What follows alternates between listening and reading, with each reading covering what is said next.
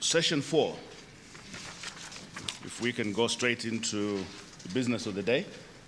Session 4 is going to be led by Ms. Virginia Brown. It just says USAID Washington. I don't think that's correct. Huh? She's going to introduce herself and tell us which section of USAID she is from in Washington. And then can I also ask the presenters who are Mr. Willie Shumba from the SADC Secretariat and Mr. Gudon Punungwe from the Southern Africa Trade Hub to come forward. And I will hand over to Virginia. Okay?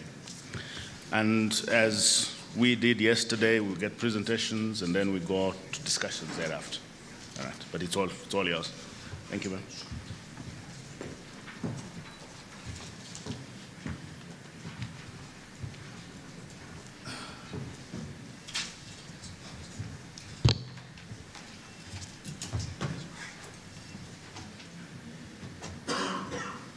Good morning. I am Virginia Brown, and it's actually not a mistake. I am from USAID in Washington. I'll give you just a quick bio, since mine is not in the packet of materials. I've been with USAID for 2 years. I have the Trade and Regulatory Reform office there. I'm the office director. Before that, I was at the U.S. Trade Representative's office. I was a negotiator for the Trade Facilitation negotiation. Prior to that, I did some work on our Capitol Hill. I'll leave that. You probably read about that in your press as much as we read about that in ours, so I'll leave the Capitol Hill part aside. But first and foremost, and the bulk of my career was spent at U.S. Customs. I was 18 years at Customs and Border Protection. And in fact, I was reflecting this morning on 9/11 because I was with Customs on 9/11. And most of you who've been around the Customs world, as long as I have, know how things dramatically changed for Customs officials after that time. And I was one of the first people from U.S. Customs to actually go back to Brussels to the World Customs Organization because I chaired a committee there at the time. I was given the choice of staying home because people weren't traveling at that time, but the commitment from U.S. Customs at that time to keep things going, and especially in the customs world, was established, and I went back, and I was glad I did. My expertise there was customs valuation, so if anybody wants to talk valuation at lunchtime, I'd be glad to do that. I know for customs people, especially in this region, that's a big issue. So again, I'd like to thank you for the opportunity to moderate the panel. I was wondering if this was sort of my reward for being the person who came the furthest to participate in this conference. But I am delighted, and thanks again to Eric and the World Customs Organization for co-sponsoring this. The length of time it did take me to get here does show you how committed I am to the trade facilitation discussion and topic, but also I wanted to show that USAID Washington is incredibly supportive of this effort, as well as helping in foster intra-regional trade here in Southern Africa. Our speakers really need no introduction. Their bios are in your packets. Mr. Shumba is the Senior Program Officer responsible for Customs at the SADC Secretariat. And Mr. Punungwe, who worked a lot with me last night at dinner to pronounce his name, and then finally he just gave up and said, "Call me Godwin." But he is the trade facilitation leader and senior transport and TF advisor at our hub, which was just mentioned by our moderator. But they're here today to discuss coordinated border management, and as Lit discussed, he mentioned there's 10 agencies and some borders crossings here in Southern Africa, so it's obviously a very timely topic. My good friend Jared McClendon, who many of you may know, who's at the World Bank, who used to be with Australia Customs and with the WCO, as a matter of fact, talked in his new book, Border Management Modernization, that coordinated border management can include information sharing, co-located facilities, close interagency cooperation, delegation of administrative authority, and cross-designation of officials. Coordinated border management, together with what we discussed yesterday, the single window systems, and then what we'll discuss later this morning, which was already mentioned, one-stop border posts, have common facilitation themes, as we all know, and promise significant improvement in border management and clearance. So without further delay, I will turn the podium over to Mr. Shumba, who will tell us about the important things that SADC's doing in this area.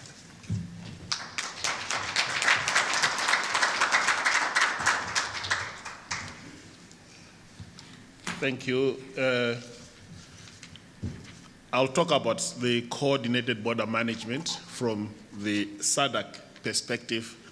And I need to mention that coordinated border management is one of the instruments which has been recognized in SADC as a way of consolidating the free trade area. There is an operational free trade area which is there.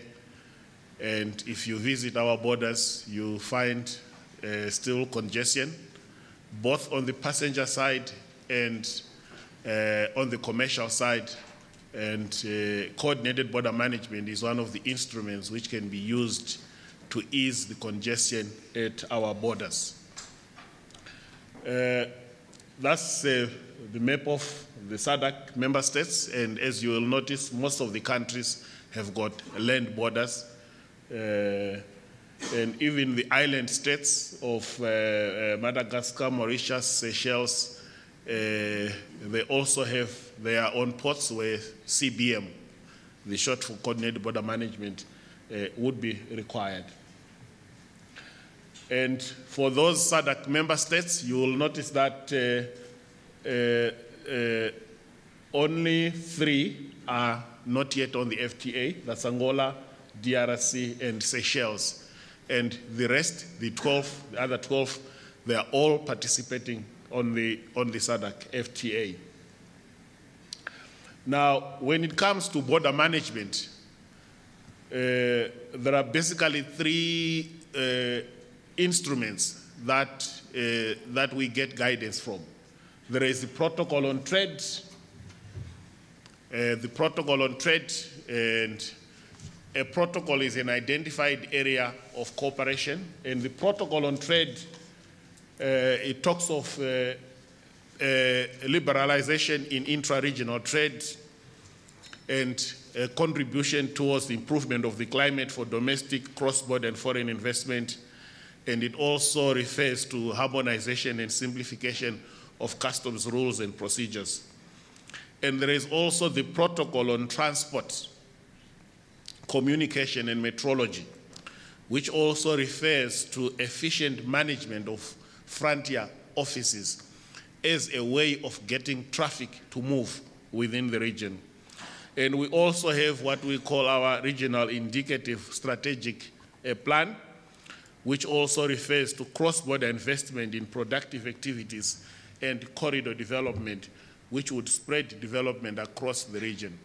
So basically from those 3 SADC instruments, you can see the importance with which SADC places on border management or ensuring that our borders are operating as efficiently as they should. And going on to the SADC trade liberalization program, most of you are aware of the tariff phase downs from 2000 to 2008, leading to the launch of the FTA in 2008, and the tariff phase downs are still continuing up to 2012. And I need to mention that in respect of Mozambique, its tariff offers to South Africa, it goes up to 2015. But for most countries, tariff liberalization will be through by the end of the year. The current work in SADC for us is on consolidating the FTA, making sure that the FTA is operating as efficiently as it should be. Goods are moving across borders without any hindrances. Now, the tariff barriers from that program have been successfully negotiated, whereas we still have NTBs, and these NTBs range from border delays, controls, and the SPS, phytosanitary requirements. Now, coming on to border delays, these are posing the greatest barriers, and in actual fact, the delays at borders are considered to be greater. The barrier is actually considered to be greater than that which was caused by tariffs. As I said, tariff liberalization has gone on course, but what is still remaining are the delays. And these delays, in certain instances, are caused by operational hours, the operating hours of some border posts. We still have some border posts which are operating until 4 o'clock in the afternoon, 5 o'clock in the afternoon, and we have got some major border posts which are even operating till 6 o'clock. And as a result of these border delays, the natural thing is transaction cost, and delays are lengthened. And studies have indicated that a stationary truck would cost up to 200 to 400 US per day. Now, what are the causes of these delays? Of course, I need to mention that the causes of the delays are not just customs. Actually, customs studies have indicated that the causes of the delays, customs contribute up to 25% of the causes of the delays. There are so many agencies at the border post, as you will see later. And there are also systems and procedures are cumbersome. One of the areas as well is non-aligned hours of operation and competencies at border posts. By non-aligned hours of operation, we've got instances of some of our border posts within the SADC region where one side of the border would close at 6 and the other side of the border would close at 7, or where the competencies are not aligned, whereby the other side of the border will clear commercial traffic, but the released commercial traffic cannot enter the other side because the other side at that particular time cannot clear commercial clearances. Then there is poor infrastructure, need to improve coordination amongst border agencies, and then the skills, both technical and managerial, of border agencies. What I need to mention is when it comes to skills, you probably find that customs at borders could be ahead of other agencies because of the exposure they get in training. All our customs administrations place a lot of importance on training. But we have a situation whereby there are other border agencies where probably they don't have formal training. I also need to mention that in SADC, we've got a structure, the Subcommittee on Customs Cooperation, and these issues are also being attended to. Solutions are being sought through the Subcommittee on Customs Cooperation to try to make the customs side operate more efficiently. Now, let's have a look at a typical border post. I have said customs is just one of the players. At a typical border post, you would have customs. And of course, the roles of customs would involve the revenue side, the controls, the documentation, facilitation of trade, and the security side. That's one of the roles of customs, security. I think there has been reference to the September 11 incident where it shows that we need to make our borders a bit, they must strengthen the element of security. And customs, one of its roles is security. So that's the role of customs. But at the same border, you would have immigration. Again, immigration would be involved with the movement of people, and again, the element of security. You also have security agents there, the intelligence services, the police, and in certain instances, even the army. And again, they are involved in state security at the border. You have transport agencies there looking after the enforcement of traffic laws and the way bridges. You have health, and again, they would be dealing with the health laws, etc. Agricultural laws, making sure that food being imported, exported meets the required standards. I've just specified about 6 there, but there are plenty of other agencies there. You have trade, you have veterinary, you have national parks, you have the standards people, you have the drug enforcement agencies. Now, that's a typical border post you would find, not only in this region, but elsewhere.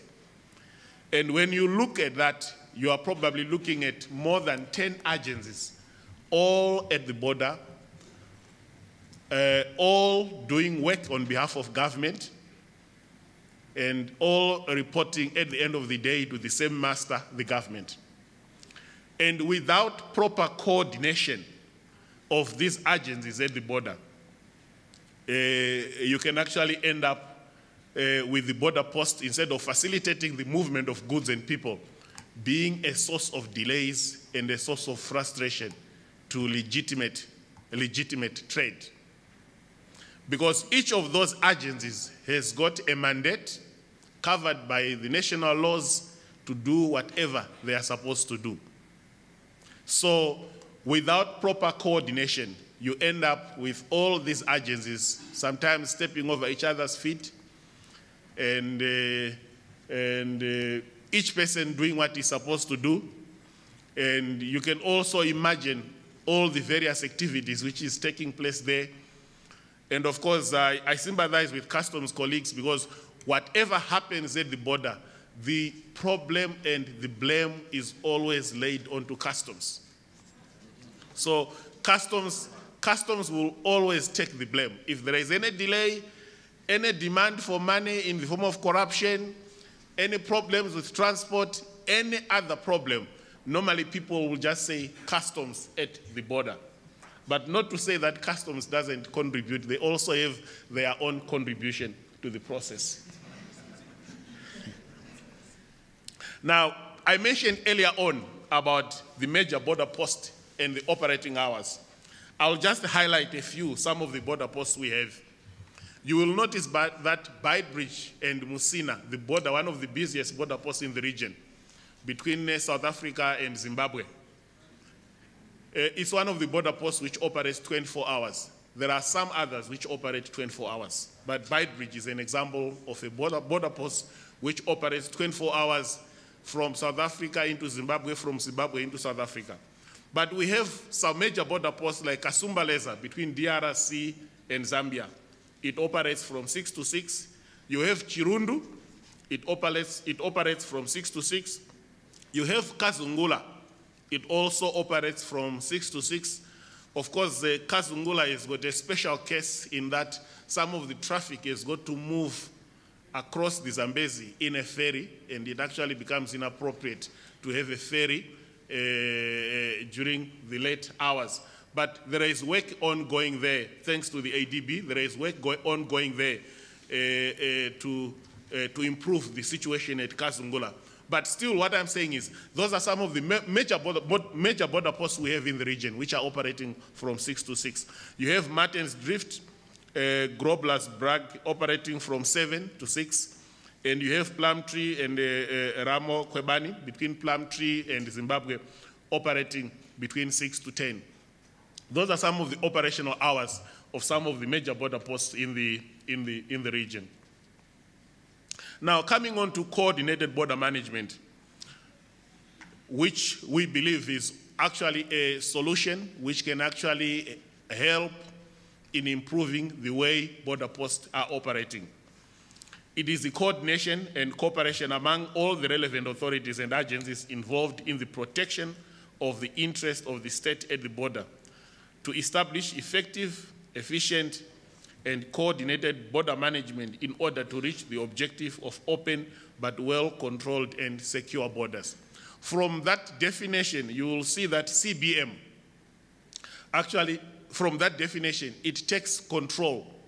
It takes care of the concerns of all the border agencies that you would find at a border post. I've highlighted some of the major elements in the definition. Is coordination, it's a major element there. There's need for coordination. There's need for cooperation.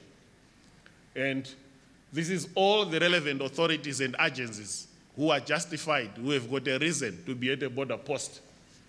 And the sole aim is to protect the interest of the state, be it revenue collection, be it state security, be it transport, way bridges, whatever. The sole aim is to protect state interest and avoid a situation where you have state agencies where they operate in silos, sometimes not coordinating the activities. There are actually instances whereby someone gets at the border post and you have the standards people, say it's milk, powdered milk, or even liquid milk, fresh milk. Someone gets at the border post. The SPS standards people, the standards people are interested in the standard of the milk.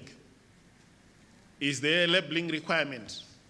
Those who deal with phytosanitary requirements, they also have an interest on the agricultural side. You even have the main Minister of Agriculture having an interest in that product. You have customs, of course, having an interest in the valuation, the tariff, and the duty. So you can have, without proper coordination, you can have a situation whereby a person involved in legitimate trade could actually end up going through 5 or more controls to clear the consignment. Whereas with proper coordination, everyone's interests can be taken care of by making sure that there is coordination and cooperation in protecting the interest of the state.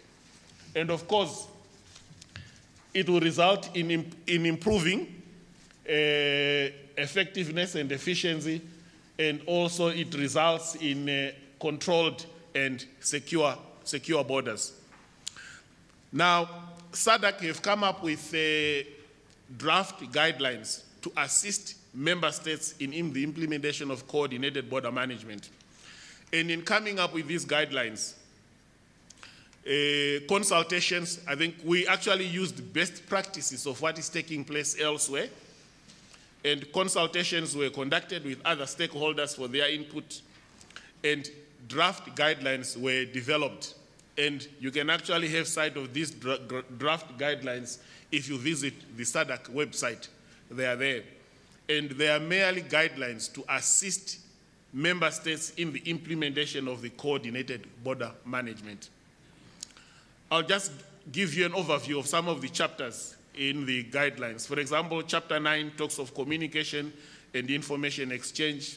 Chapter 10 deals with infrastructure and equipment. Chapter 11 deals with anti-corruption integrity measures. These are the various chapters which are in the guidelines.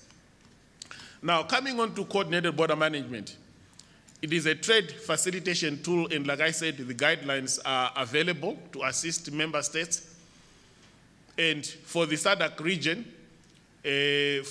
region, we've got 2 major cooperating partners for the implementation of the coordinated border management. We've got the USAID Trade Hub, and we also have TIMSA. And both, from a SADC point of view, they are prepared to assist member states with the implementation of the coordinated border management. I'll just mention in passing on the one-stop border. Of course, I noticed there is a special presentation on the one-stop border, but only to mention that coordinated border management can be implemented on one side of the border, whereas a one-stop border involves more on bilateral, 2 countries coming together, agreeing and coordinating. Now, in the implementation of the coordinated border management, some of the activities which have taken place is the Joint Border Committee, which has focused on specified border posts. And in 2011, the Southern Africa Trade Hub assisted Malawi, Tanzania, and Zambia with the implementation of the Joint Border Committee. Now, the Joint Border Committee focuses at particular border posts. You identify particular border posts, and the border post that has been worked on is the Mwanza, Tunduma, Songwe, and Kasumbaleza border post. And coming on to the implementation of the coordinated border management, there has been sensitization workshops so far which have been taken place in Zimbabwe, Mozambique, and then SADC will also assist in the sensitization and implementation of the coordinated border management. And after the sensitization, the next step will be implementation. And SADC Secretariat is prepared to facilitate the implementation. And I have mentioned that we've got ICPs in the region who are also assisting with the implementation of the coordinated border management. So this is my presentation, and to highlight that it is one of the coordinated border management is one of the trade facilitation tool that we are promoting in the region. And it's actually a developed by the World Customs and being promoted by the World Customs Organization, and it's also recommended by the World Trade Organization. And there is need for member states to seriously consider and take up the offers for assistance which are available in the region in the implementation of the coordinated border management. I thank you.